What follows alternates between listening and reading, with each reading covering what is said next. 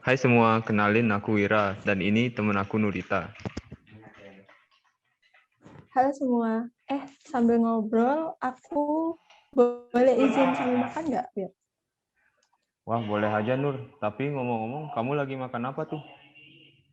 Ini aku lagi makan tempe nih. Kamu tahu nggak tempe itu terbuat dari apa? Tahu dong, dari kedelai kan? Wah, kalau Indonesia mau buat tempe mah gampang aja ya, apalagi dengan kekayaan sumber daya alamnya. Iya, bener banget. Tapi kamu tahu nggak sih, walau kaya akan sumber daya alam, Indonesia ini masih tetap melakukan impor terhadap kedelai loh. Wah, gimana ceritanya? Iya, jadi Indonesia itu pada tahun 2019 melakukan impor lebih dari 2 juta ton kedelai dan juga beras, jagung, juga gula. Wah, banyak juga ya impornya. Padahal kalau produksi sendiri juga bisa nggak sih? Iya, bisa. Tapi ada ketimpangan dari jumlah permintaan dan produksi dari sektor pertanian.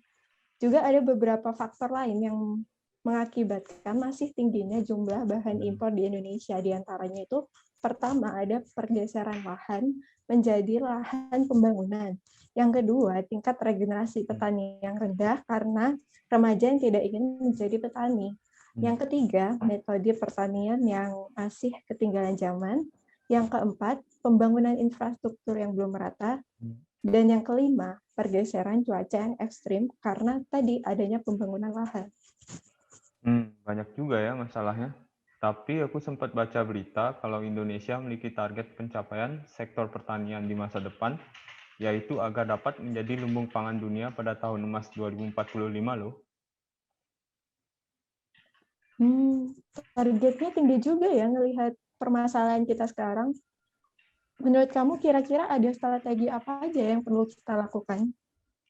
Kalau aku analisis dari permasalahan yang kamu sebutin sebelumnya sih, ada beberapa strategi ya, seperti dengan memberi upaya khusus pada beberapa bahan baku, seperti padi, jagung, dan juga kedelai, dengan dukungan teknologi budaya, sistem perbenihan, perlindungan dari organisme pengganggu tumbuhan atau OPT, penanganan pasca panen, dan juga pengelolaan dan pemasaran sesuai dengan sasaran yang tepat.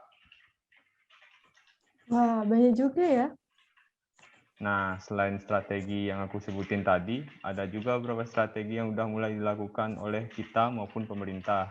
Di antaranya, yang pertama, mensubsidi benih dan bahan pertanian lainnya yang dapat dilakukan oleh pemerintah. Lalu yang kedua, pinjaman modal untuk pengembangan lahan pertanian. Lalu yang ketiga, penyuluhan bagi generasi muda. Lalu yang keempat, pemerataan infrastruktur untuk tiap-tiap daerah. Dan yang terakhir, ada namanya modernisasi pertanian yang telah terrealisasi di berbagai daerah. Kita ambil contoh Sukoharjo nih, yang menerapkan sistem bajak sawah menggunakan traktor rawa modern. Wah, ternyata banyak juga yang udah dilakukan. Semoga dengan strategi tersebut, impian Indonesia yang untuk jadi lumbung pangan dunia bisa segera tercapai ya, Wil. Amin. Duh, aku jadi pengen beli tempe juga nih. Iya, boleh-boleh. Tapi jangan lupa ya untuk beli di toko lokal terdekat untuk mendukung produk lokal Indonesia. Wah, itu jelas dong. Ya udah, aku pergi beli dulu ya.